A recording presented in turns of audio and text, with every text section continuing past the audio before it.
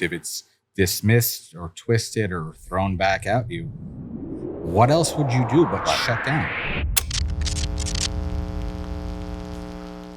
So, Robbie, you and me are both going through some current crossroads in our life. Yeah. Both recently separated. Yeah. Everyone has trauma, and I think things that they bring from past relationships. They do, which is unhealthy to be. It is, but to me, it's understandable.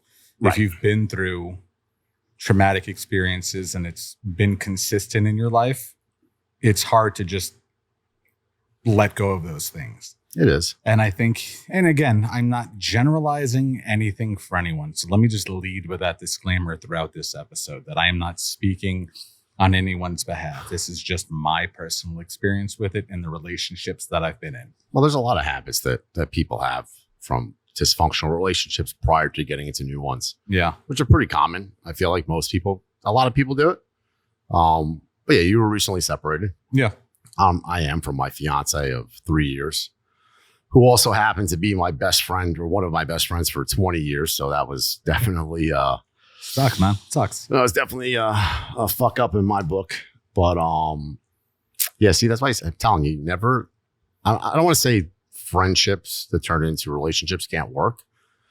They're just, I don't know. It's risky water.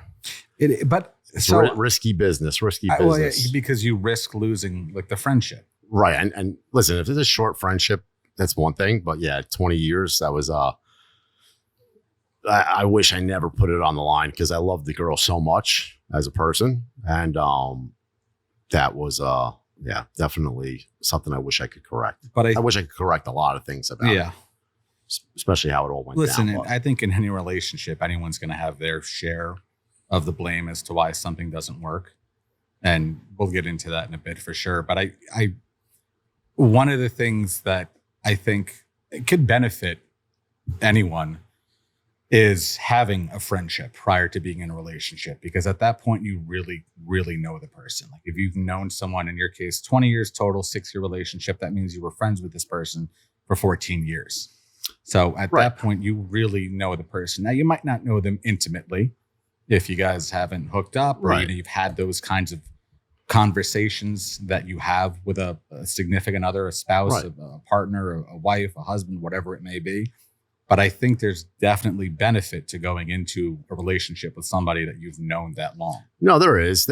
I see the pros and the cons. I mean, the first thing that I see now, because she was actually the first girl that was a friend of mine for that, at least that period of time, that I ever chose to date after. And keep in mind, I wanted to date her, or I don't want to sound like I just started dating her. Like I did, but I wanted to date her prior to us actually dating for years.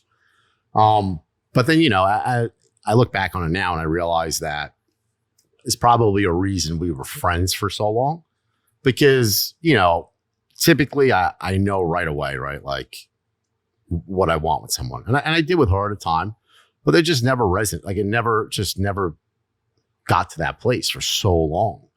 And I feel now, looking back on it, that there was probably a reason for that. And I should have thought about it more in the moment before I kind of leaped. But because I wanted to date her in the past, and because the opportunity presented itself, and I was kind of in a weird place in my life, I think, and she was, and I think we got each other through that time. It helps, and we connected, a lot at that time. So it just seemed like, it was just like a natural progression, right? And I love the girl to death. I still love her to death. Like, she's awesome. She's amazing. She changed my life in so many ways. Yeah. I mean, I can't even begin to tell you what a different person she made me. And I credit her with a lot of it. She softened me up a lot. I was really rough around the edges. She smoothed them out. She was extremely supportive. She helped me build my current business from literally zero. Yeah. So she went through every possible struggle with me that I could possibly have went through. And honestly, I really, to her credit, would never have been able to build what I have today without her. Yeah. And I know that without a doubt. So, that complicates things, and, it makes it tough, because you have so much respect for that person and you love them so much. And I think in the end, I dreaded losing that on any level. forget about the romantic side of it, just the friendship side of it. Yeah. Was tough for me, and the fact that I could lose someone who was my best friend for that long and someone who had done so much to help me change my life and made me such a better man, better son, better everything. I felt horrible about how things were kind of changing for me and how I felt. Yeah. And I really didn't know how to handle it for a long time. So I'll be honest, I kind of handled it incorrectly from the very onset, because the thought of hurting her was devastating to me. I mean, It was like literally, it was crippling to me, actually.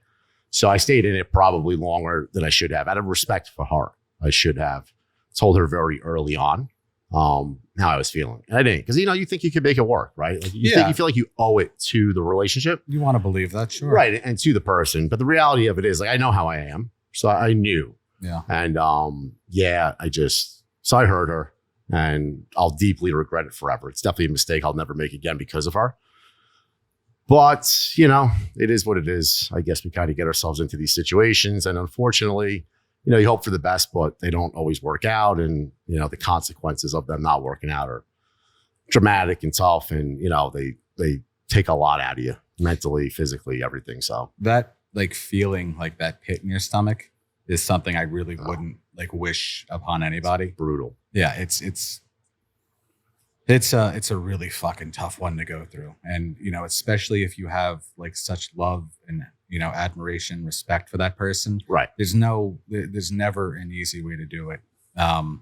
Relationships are a difficult thing because you have two people, and whether you've known each other for 10, 15 years prior, or whether you guys are just meeting online and getting to know each other through, dating, or a friend of a friend sets you up, whatever it is, you're both, putting yourself out there. You're both putting a lot on the line. Right. And then, you get committed to certain things. But, you and I have talked about this too, where, early on in a relationship, and it's a really, really, really difficult thing to do. And I definitely am guilty of this. And again, prefacing this by saying I am so fucking far from perfect, and I am very self-aware of that. None of us are perfect. But, in the beginning of a relationship where there are things where, the term rose-colored glasses, right? Right. Like you want to, something that could be a big deal later on, you kind of tend to overlook, where, you think you can kind of work through it, or maybe this isn't, how it's going to be in the future. However you want to try and justify it in your head a million different ways. Right. No, we have to talk about it. But here's the thing, and I'll tell you this, and I've spoke about this, if you guys have ever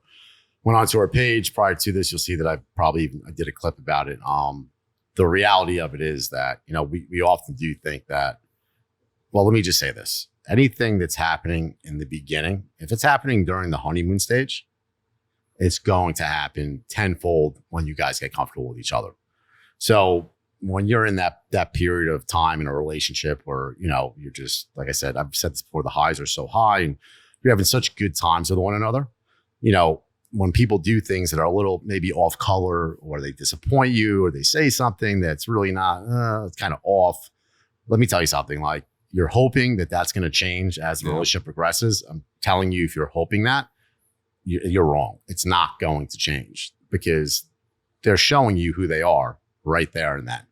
So it has nothing to do with you or where you're at in your relationship, because that's the best part of a relationship, is that time. At first, 6 months. Yeah, for sure. So if you're expecting things to get better with regards to things like that, you're wrong.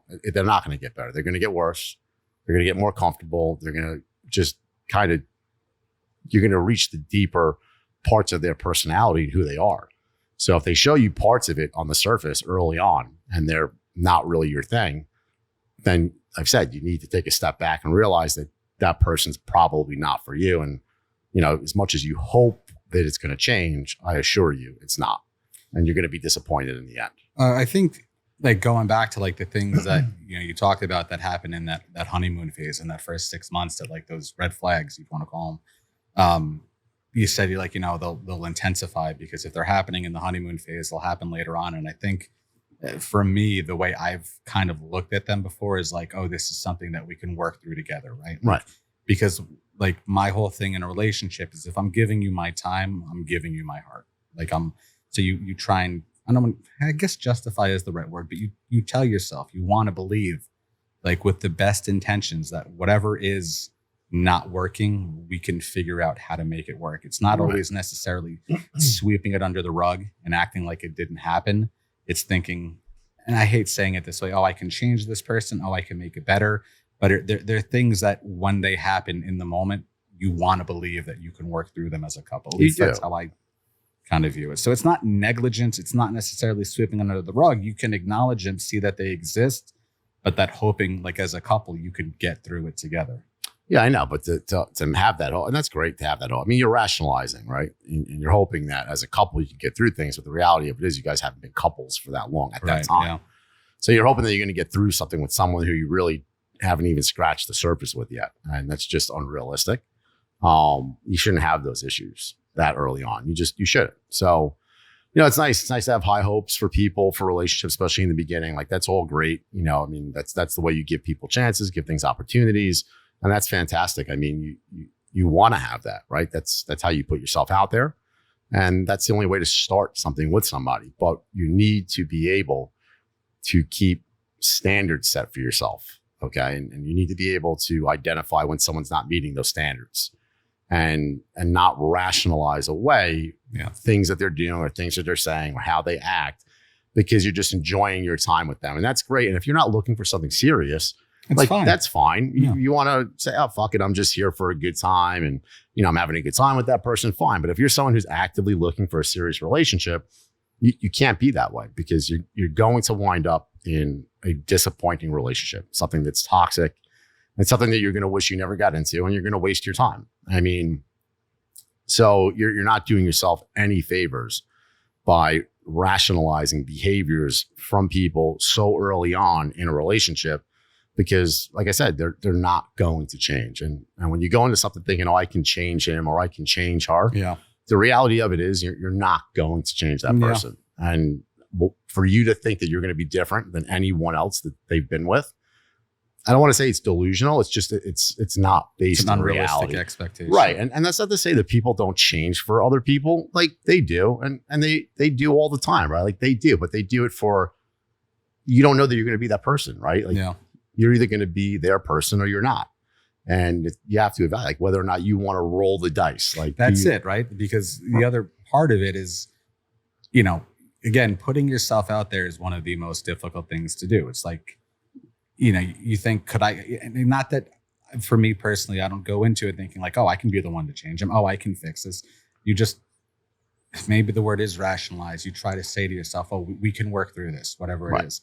And I think for me, again, just for me, going into it thinking like everyone has trauma. I shouldn't say trauma, but most people have trauma to a certain extent from either bad experiences, maybe even trauma, but they carry things from other relationships. And like my whole thing is never comparing, like one girlfriend to a prior one. But at the same time, you have experiences in your life where you kind of set, like you set expectations for yourself of what's going to be acceptable and what you're not going to allow to happen. And then if you continue to let it happen, you set a precedent where like, this is okay. This is the norm. And that's where things can start to get toxic. Oh, absolutely. I mean, the key to that is identifying things early on. Yeah, it really is. I don't care what anybody says. And I've been in some toxic relationships and had high hopes. The other part of it too is where you go into it where thinking maybe it's going to be something casual, and then next thing you know, you're catching feelings for it. And for me personally, like I tend to fall hard, but I've been in relationships in the past where when you look back at it, the mindset is, I had no business falling in love with this person. Like it should have been casual, right? It should have stayed casual. And then, again, I fall hard. Like I know I'm guilty of that. Like that's right. Like part of my personality. But, you think again, could this be the one? And we've talked to, and I think we talked about it in one of our other podcasts, like the biggest thing that I don't ever want to have is like regret, right? I don't ever want to wake up one day and wonder like, what if, or should I have, or could this have been? Right. And so, you give it the chance that you want to see if it could be something.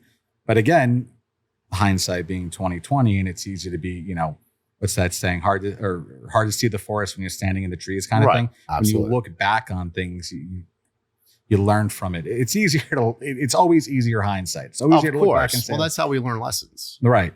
But that's the bigger part of it too. Learning from and not just relationships, learning from any experience you have in your life, better Right. or worse. I mean, failing is a great way to learn.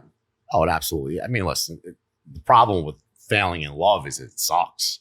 I mean, it's like incapacitating to a degree, Yeah. depending on who you are. But I never fault anybody. Like you say, like, oh, you know, I had no business falling in love with her. Like, I don't fault people for that because falling in love with someone's involuntary. Yeah. I mean, yeah, you have to voluntarily put yourself in their presence and get to know them and hang out with them. But the act of actually falling in love with someone's involuntary. And then, you know, there's also like sometimes you can, I believe this, like truly I do. People do confuse being in love with somebody for like a lust for them, or not even just that.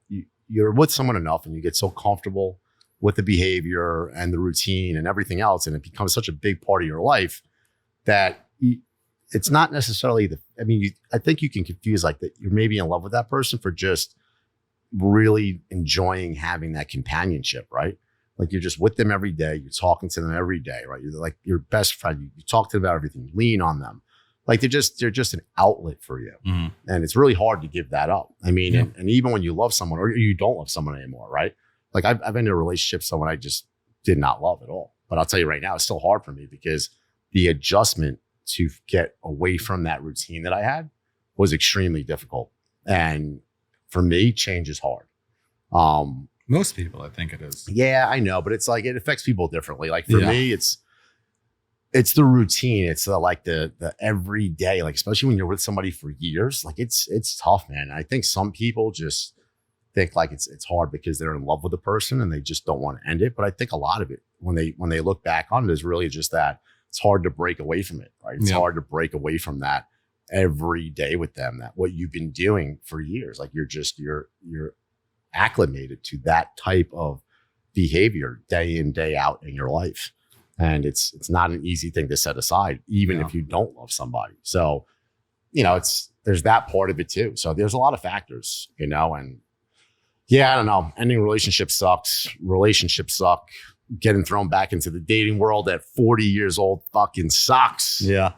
I honestly haven't even begun to think about engaging in Broach that. the subject. Yeah, dude, I am just so far removed from that shit right now. Like I feel like, you know, like properly healing from like an ended relationship, if it's something you rush, it's like that's what I've learned from other things that I'm taking out of this. Like you can be upset, be hurt, be scared about what Right. the future's going to hold. Right. Absolutely.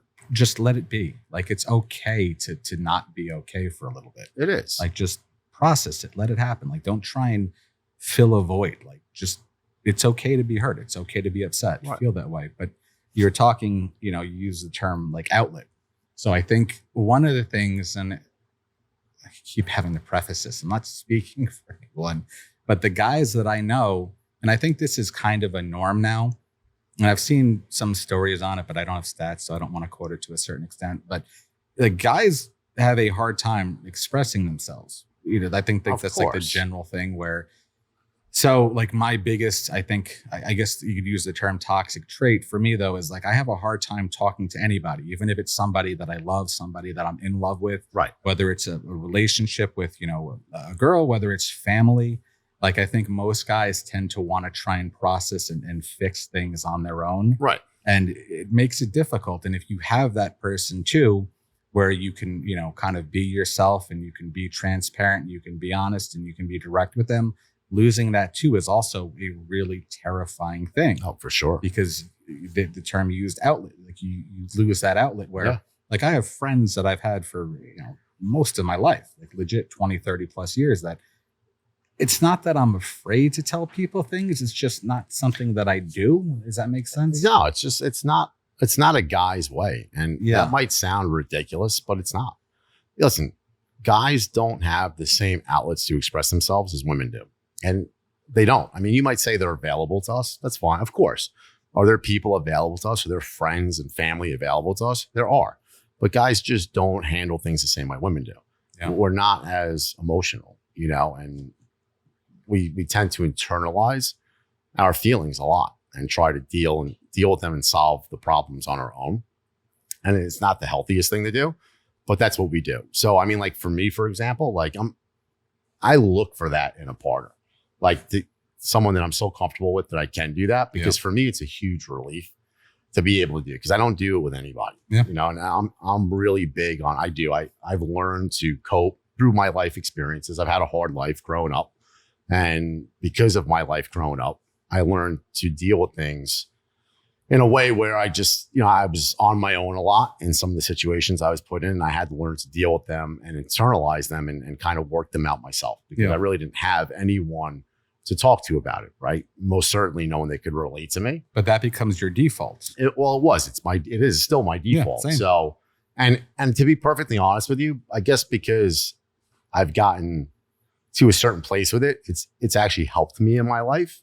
Now, could it have been better to have a different outlet? Yeah, it could have, but because I learned how to deal with it in a certain way, it's helped me become successful in my life. So I can't discredit it too much. Yeah. But I do look for someone that I can rely on to have those conversations with. But for me, so it's like this. So once I feel like I have that with someone, I'll immediately open up to them initially. Mm-hmm. But you're treading on thin ice when I do it. So here's the thing, like for me, especially with women, like if I'm dating you and I try to tell you something, like tell you how I feel about something, and you start twisting at what I say out of context or dismissive, or you just say, well, that can't be it. It must be this. Like you're fucked.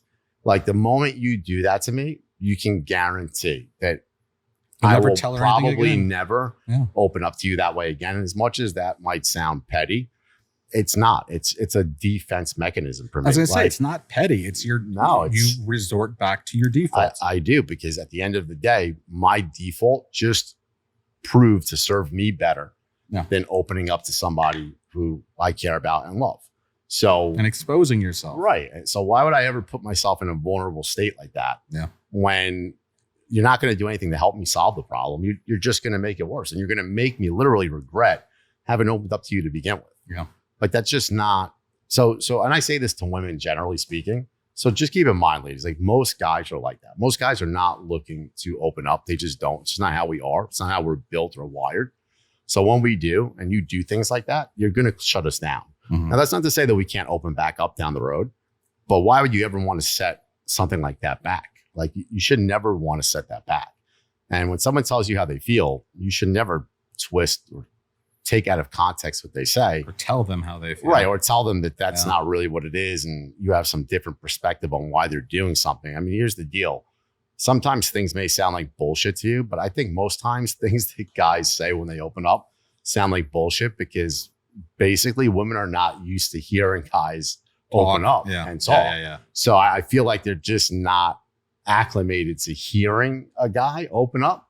So we don't get to hear like the inner thoughts of men very often.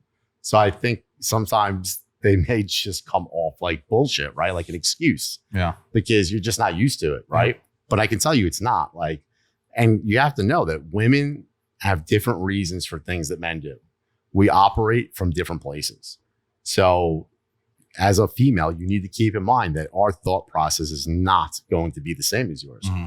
That's not to say ever, but it's not going to be on most things. We just don't think about things the same way. You don't process things the same way. You don't handle things the same way. And it's not better or worse. It's just, I think the majority of guys that I know, it's very similar to that. Right. Like it's difficult to open up to somebody. And when you do, and to your point, if it's dismissed or twisted or thrown back at you, what else would you do but shut down? Well, yeah, of course. I had to tell you, for me, I haven't in a while, and I probably should again, therapy. For me personally, just how wonderful it's been. Just the idea of being able to talk to somebody and just feel like you're not fucking crazy. Like it's just such a relief to just speak out loud. And I know you've done this thing too, where you write down. So I do actually, what I started doing was I started recording voice notes on my phone. So like if I really have like thoughts in my head that just I need to get out, have to get out, because it just, and I think a lot. I do. Like my mind runs rampant. So what I'll do is I'll record what I'm thinking. Like I'll just speak it into the phone. And which is why podcasting is extremely therapeutic for me. Just to talk. To speak my mind. So I started doing voice notes. I probably have like over 100 now in the last year. But it's extremely therapeutic to me. Now, to your point, like therapy. Like I get therapy works for some people. Great. Yeah. For me, it doesn't. I don't know why, because I think what it is, I probably just had some bad experiences, but I'm a very self-aware person. Mhm. And I really do know what and where my issues come from. Yeah. And I understand why I feel the way I do. Like there's no one that can tell me differently. I know exactly what it is.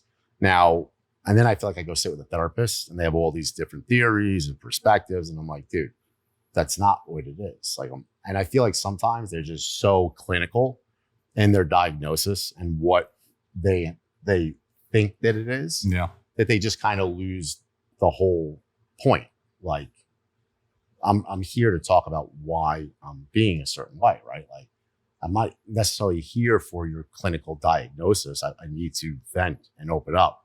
And if I know how I feel and why I'm feeling that way, and I know, let's just say a life experience that got me to that place, and you sit there and you try to tell me, well, this is what it is, or this is like, I feel like you're just not shut down again. Yeah, I shut down because you're just not listening to me, right? Like you're being very clinical about, your diagnosis, and that's fine. I get that that's what you do. Your job. Yeah, but your job is also to listen, Yeah, right? And get to the bottom of why someone feels a certain way, not to tell them that they're feeling a certain way because of this. Like, not everything's related to whatever your textbook says. Well, talking to a psychiatrist and a therapist, and I'm not here to tell anyone the difference between them, but with my experience in psychiatrist, it's been more of the clinical.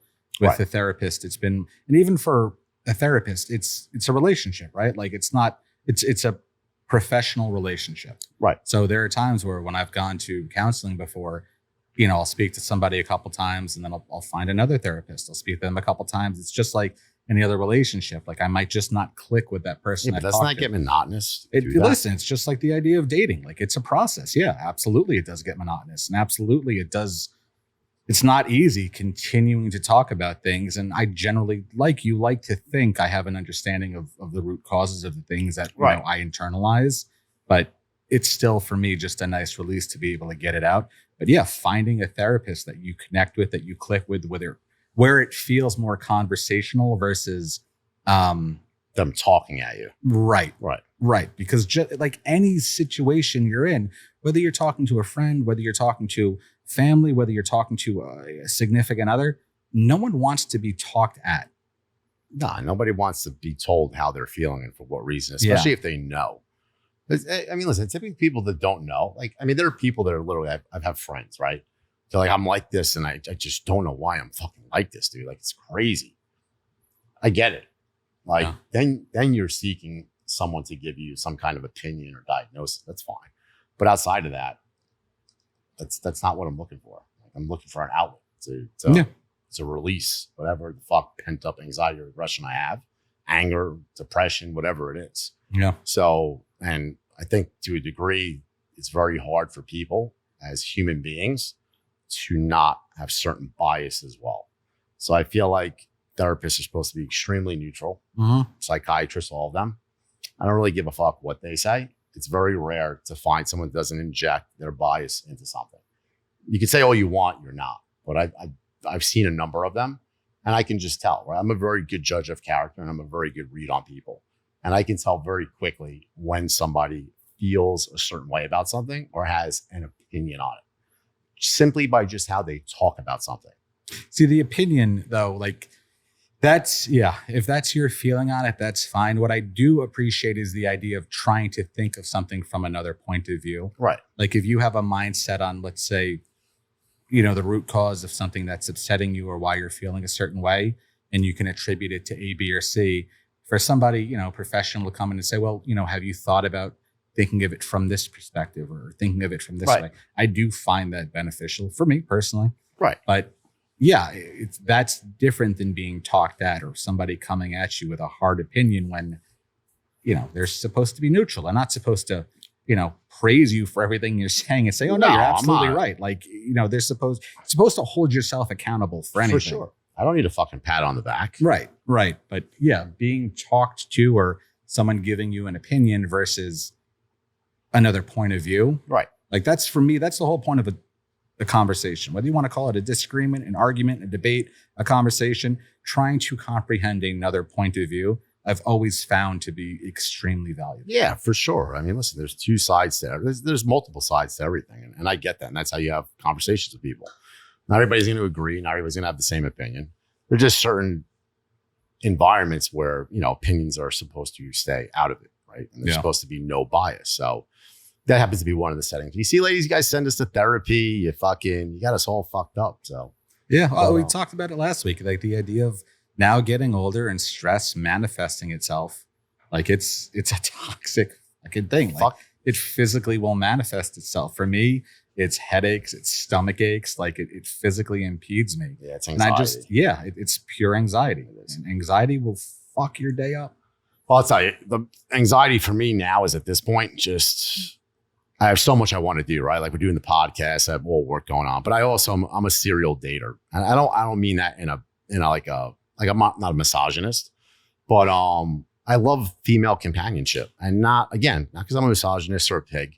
I find women intriguing. When I'm single, I look to date and I look to find someone, and I actively do, and I have a lot of fun dating. I really do. The biggest thing I've noticed today is that there's so many younger women that want to date so far above their age bracket. Back in our day, that would be like the world would be ending. If there was someone 15 years older than you and you dated them, the world would burn down around you. Like you would be shunned for dating somebody. A whole, yeah, for sure.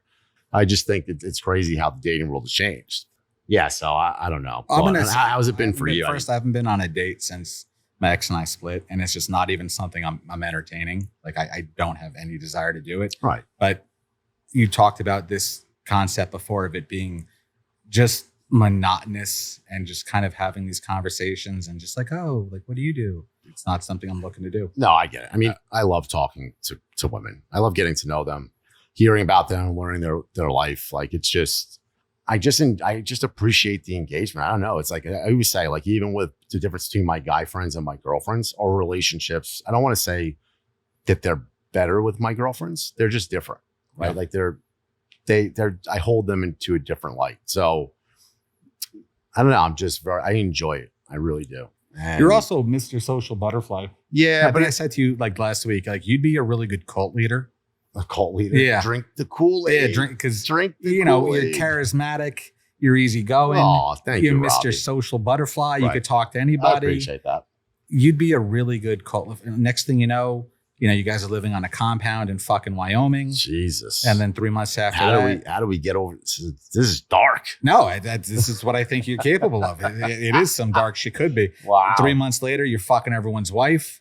Oh, and then my God. 6 months later, the SWAT team is there and everyone's got assault rifles for some reason. I think you literally just ruined my dating life for like the next decade, or at least till people forget that you just said that. So, by the way, just quick disclaimer: I'm not. I mean, I'm a lot of the things that he said, but I'm definitely not. No, you're a good dude. You're a sweet guy. You're honest. You're direct. You're charismatic. It's good. But the way you are, being like Mr. Social Butterfly, I am not. Like for me, the idea of like a good time going out is legit going to like a quiet bar. Hanging out, going to temple, going to synagogue, just a couple drinks and going home. Like I don't generally, I get anxiety and I'm not good at small talk. I shouldn't say I'm not good at it. I'm good at it. I don't generally like doing it. It's just awkward and forced for me. No, small talk could be fun, but it could be boring too. But that's to me what a date usually is. You know what it is, dude? Like, I feel like you gravitate toward things that bring the best out of you. And I don't know why, for one reason or another, women genuinely bring the best out of me. Yeah. Even in conversation, right? Like they're just deeper conversations. They're more entertaining. Yeah. I genuinely enjoy myself, right? I don't even need to have the intention on trying to take a girl home for the night. And literally 99.9% of the time, that's not the intention I go into it with. Yeah. If something like that happens, great. But I'm completely content just having a real conversation with a girl. And they genuinely do. They bring the best parts of my personality out of me. Yeah. So it's enjoyable for me. I mean, that's about the only real thing that's enjoyable for me in being single and dating. Right. Yeah. So, I mean, I swear I could probably just do that for the rest of my life and be happy. But no, but I also want to get married and have kids at some point. Well, you better hurry up. Jeez. No. They keep dating 22-year-olds. Well, at the end of it, right, exactly. I mean, the dating pool has gotten so young for me these days. I could have kids for fucking the next 15 years. Yeah, I don't want to diminish any demographic, but I get why women want to date up. I mean, I've been because these fucking guys are tools today, dude. Yeah, they don't know how to talk. They don't know how to act. They don't see them at bars. You know, they don't know. First, they don't know how to socialize. They don't know how to conversate with anybody. You see them order a drink, they don't tip. And I hate to just shit on a demographic. I'm not trying to. I'll shit all over them. But that's just been what I've seen time and time again. They don't do anything. They don't. First off, they're fucking lazy. They put no effort into it. I mean, listen, guys, there's nothing wrong being chivalrous. I mean, what the fuck? I mean, it's great. I told you, I've said this before. I love going out to places and watching guys get shot down. I don't know why. I mean, you'd think I'd be like, oh, that sucks. But I get so much enjoyment out of it. Because I just know that they're saying the same tired, played out shit on repeat over and over and over. Oh, again. you're beautiful. Your eyes, whatever. Yeah, it's like, dude, say something original. And be original. Yeah, like stop telling girls. I mean, listen, and keep in mind, I'm not saying that girls shouldn't be told that they're beautiful or complimented on their, you know, their features. They should, of course.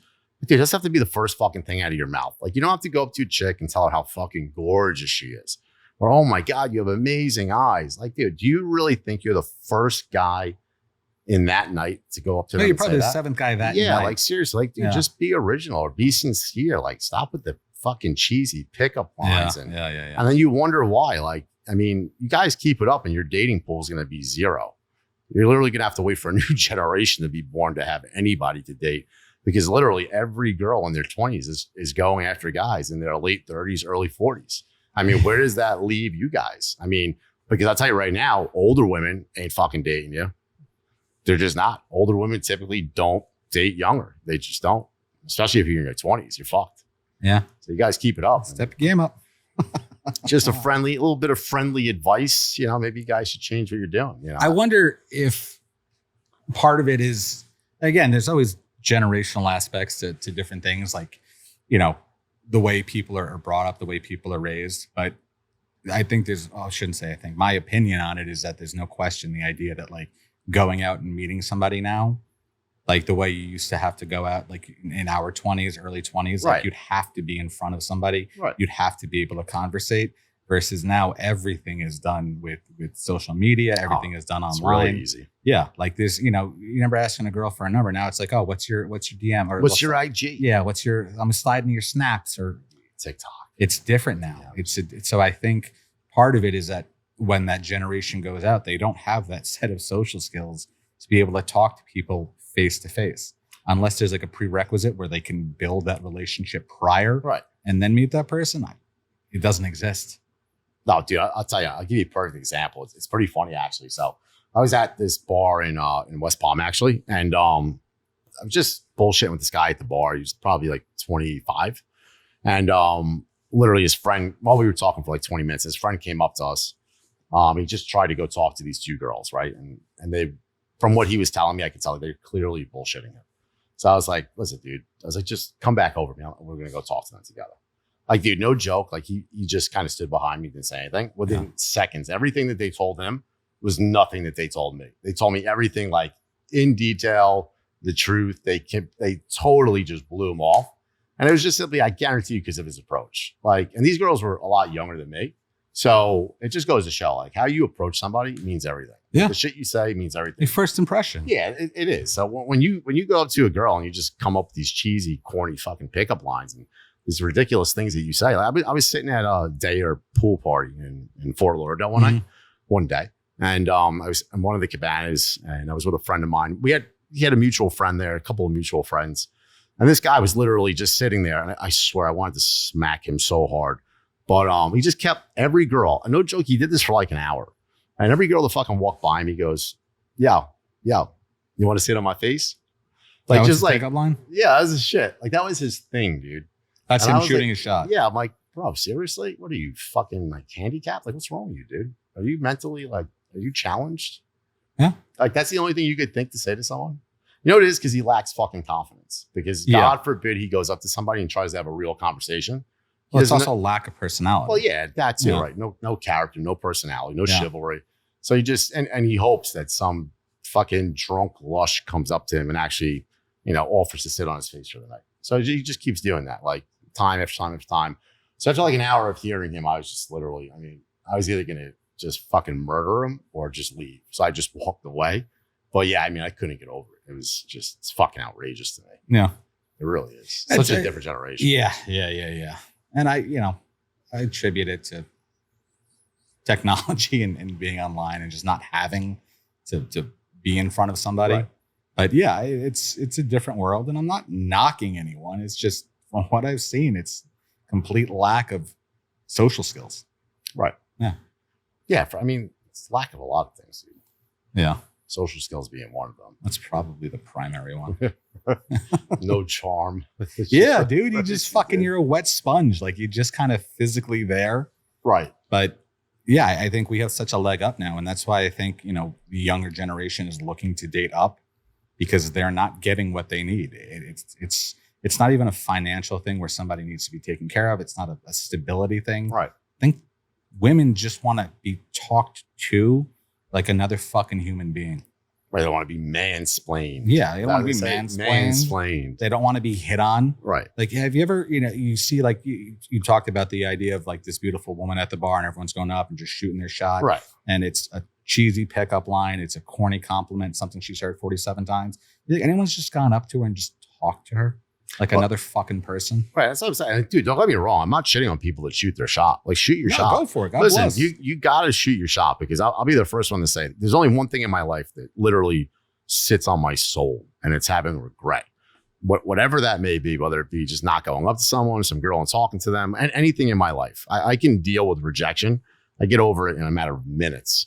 As far as regret for not shooting my shot with anything in my life, it literally, it does. It leaves a mark on my soul. I can tell you there's like 3, I'm not going to get into them. There's 3 specific times in my life that I literally have regretted. And I can tell you the date, time, the scenario. I can tell you every fucking detail about them. What was it that was cause of regret? Not going up to them or saying it's something? A combination of things, not acting on things that I should have. Things or not taking advantage of situations I should have, not in a bad way, just in a good way. And I'm not saying this like as to be arrogant. I can't remember the last time I've been rejected for something, and not because I haven't been, just because I don't really put any fucking thought into it. It doesn't bother me. It doesn't sit with me. I don't think about it. But yeah, regret fucking sits with me forever. It's just there's things I cannot get over. And you hope in your life, that you get the opportunity to right that wrong, and you hope that you get to correct sometime in your life that regret, or whatever it is you did that you regret. And I can tell you right now from personal experience, 99% of the time, you do not get the opportunity. Because if it's to a place or a point where you're regretting it already, then the chances are the time for you to correct it is too late. Yeah. Because it's that's it. It's there. You're regretting it. That means your opportunity to correct it is gone. So all I can tell anybody in life is, in relationships, business, anything that you're going to do in life, believe me, it is far better to be rejected for something than it is to regret never having done it. Because if you never do it or you never try, you never have a chance. Yeah. So just go for it, because maybe work on those social skills a little bit. But you got to go for it, because the alternative to not going for it is you have no shot. Yeah. Right? Like none at all. You have zero chance. It's a zero-sum game for you at that point. And that beautiful girl, not to cut you off, she's not going to come up to you. No, girls don't typically do that. I mean, this is a certain type of girl that does that. And I'm not knocking girls that do that. It's just, there's got to be like right scenario for something like that. But again, you always shoot your shot. You always shoot it. You just don't have to be a fucking dickhead about it. Yeah. Like if you're going to do it, take it seriously. I mean, or maybe it's you just don't have a genuine, desire to get to know anybody. And that's fine too. But I would even prefer you just be transparent about it. Like, I'd rather you go to a girl and say, listen, I don't really want to small talk with you here, but I'd love to take you home and fuck you. It's not to say that they're going to go for it. No. But I think they would be like, well, at least he fucking told me what he was feeling. I mean, what he wanted. At least he's honest. Right. At least he's honest. Yeah. At least then you get a check mark in that box. Yeah. But you guys out there need therapy or something. Fucking, you need help. I think everyone can benefit. You guys need Hitch. That's who you need. And for those of you who don't know what Hitch is, it's a movie with Will Smith. Pre-crazy Will Smith. Pre-crazy Will Smith. Pre-Chris Rock slap Will Smith. And basically, he's a dating coach. And he sets up these ridiculous scenarios where these guys would otherwise never be able to date these women unless he intervenes and somehow creates a situation where they kind of basically look like the hero in the scenario. He manipulates them. Pure manipulation. Dramatically manipulates them. But he gets you your chance. But if you pay attention to the movie, he does it in a very original way, like a way that none of the guys would ever think to do. Road to hell is paved with good intentions. Right, right, exactly. So yeah, you guys, and short of there being a hitch sometime in our generation or our lifetime, which there will never be, you guys got to step your fucking game up, man. Seriously, you're slacking. Step your shit up, or start dating grandmothers. I don't know, 80 with the will on the headboard. That's it. Granny panties. Ugh. But yeah, so I mean, listen, relationships are tough. Yeah. Ending them is tough. Dating them is tough. Yeah, I mean, listen, everything life about is it, tough. and you just need to understand that. I mean, listen, nothing comes easy. And Yeah. people that make relationships look easy, it's not that they're easy; it's that they work very hard at it. Yeah. Because they do. They take work, and you have to reciprocate to one another at all times. And if you don't, you're gonna fail. Inevitably, you're gonna fail. And I think the biggest problem in relationships, truly, is that really in a relationship, you really need to be collectively working for the relationship, right? For the betterment of the relationship. And I think what people do is they go into relationships sometimes, or a lot of the time, and they work to take out what they need from the relationship. To fulfill themselves. Right, to fulfill whatever it is that they need, right? Without giving anything back. And I think once you start doing that, it's just, you're going to fail. Yeah. You always need to always be working together to collectively build the relationship and make it better. And you need to always want to give back to it. If you're only going to take from it and take from it and take from it, you're just, it's never going to succeed. There's just no possible way, because that means someone's on the receiving end and someone's on the losing end. And there's just no way that dynamic can work, at least not with anybody who wants an equal relationship with their partner. Right. There's just no way. It can't happen. And it's not to say that a relationship is always 50-50. It's not. Sometimes one person is carrying more of the load. Sometimes somebody's going through a funk in their life. It's not always 50-50. No, but it works out. It both needs to be reciprocated, and the end objective needs to be the same. It balances out, though. Right. It does. Absolutely. And listen, ladies, here's the thing. I mean, I don't ask for a lot. It's not to say some guys aren't fucking prima donnas and don't ask for everything. Like, I mean, they're out there. I just don't know how many. I guess they're far and few between. I mean, lately I've seen a lot more, unfortunately. But we don't really ask for a lot, and the reality of it is, if guys are hardwired to take care of the women in their lives. And I say this, I'll be honest with you, I say a lot of this to the women out there who are just kind of looking for money and some kind of crazy gain, or whatever the fuck it is you gold diggers out there are looking for. I think if most of you just kind of sat back and tried to gain a genuine connection with someone, like, you'd see that men are hardwired to take care of the women in their lives. Mm-hmm. They just are. That's just how we're wired.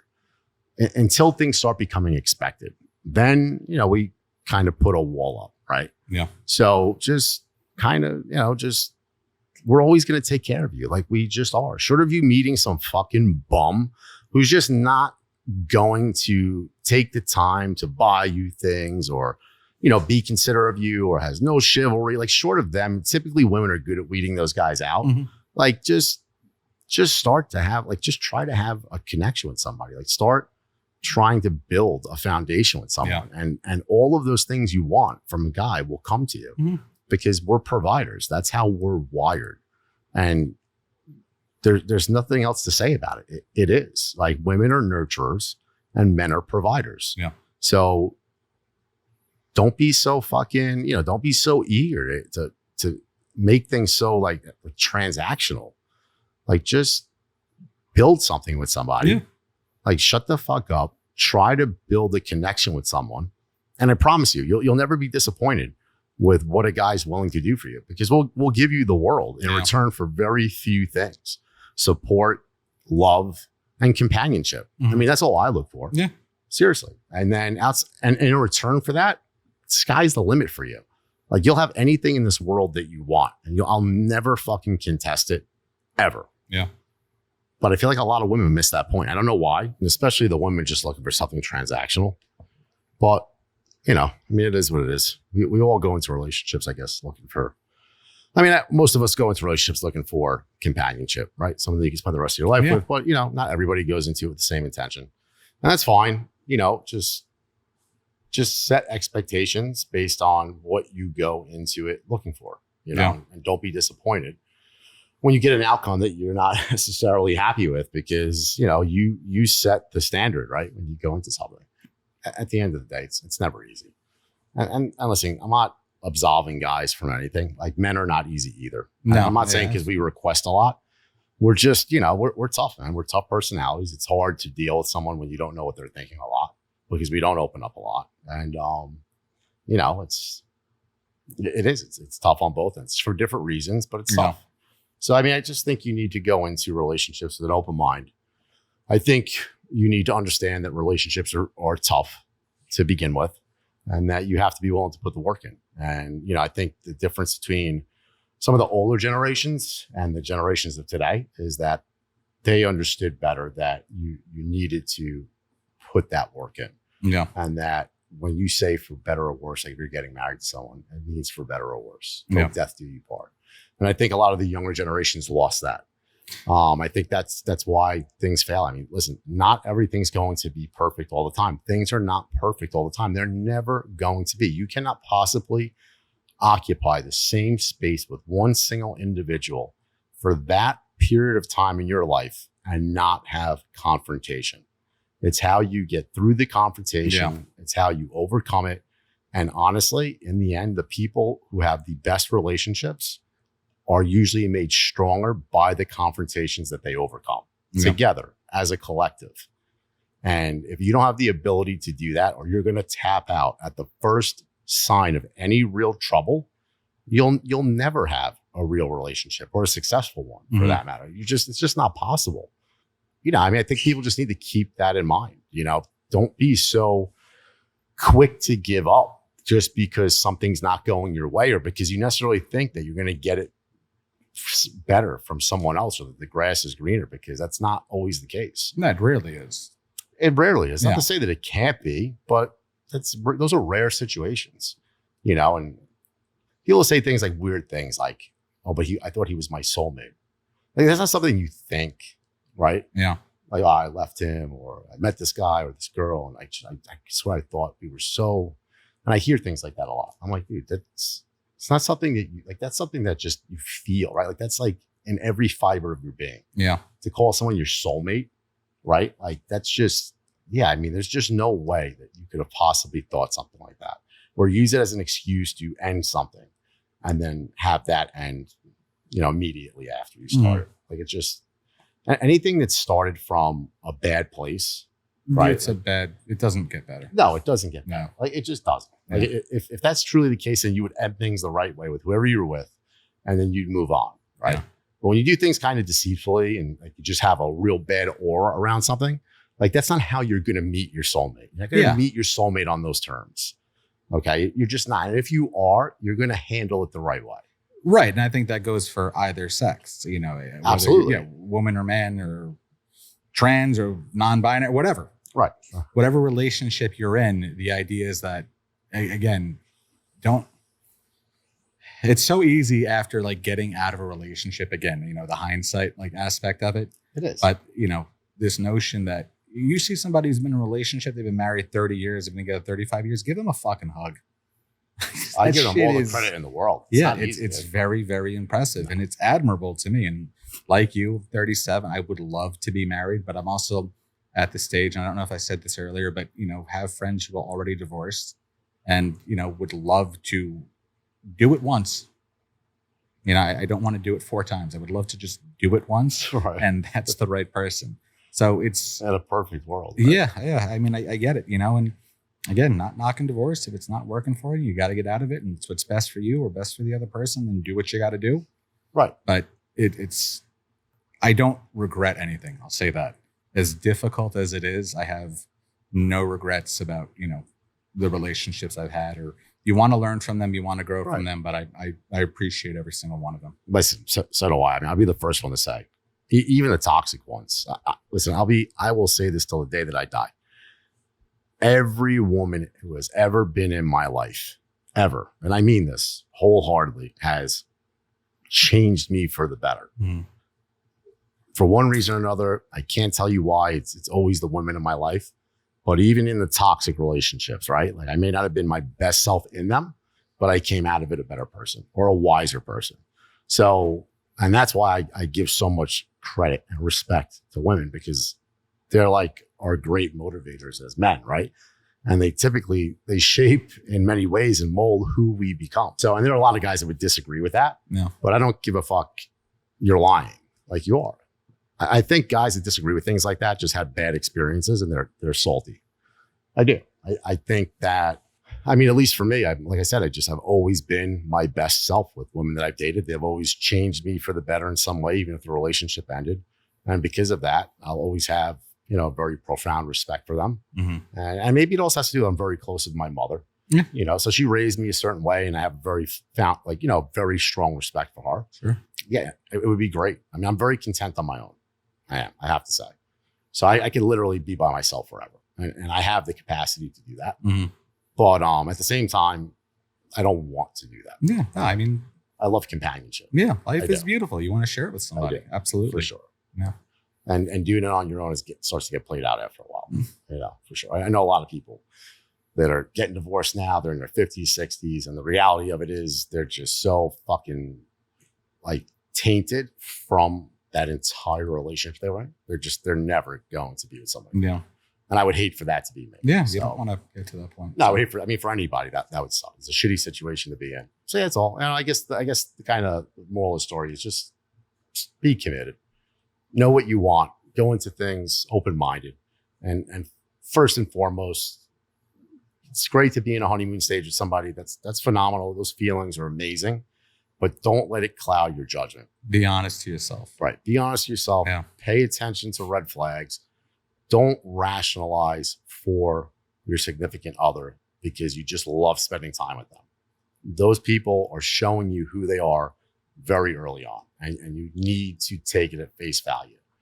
Otherwise, you're just setting yourself up for disappointment and potentially disaster, depending on how bad it gets.